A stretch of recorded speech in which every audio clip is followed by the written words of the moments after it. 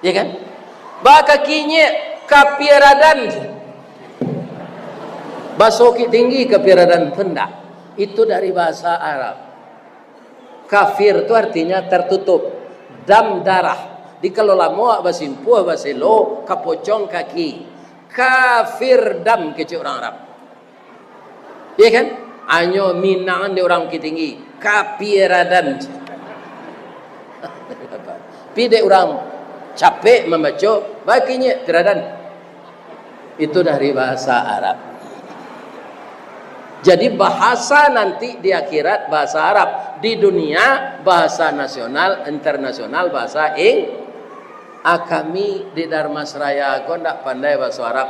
Asalah di akhirat nanti Pak otomatis lidah aku pandai bahasa Arab. Ya kan? Artinya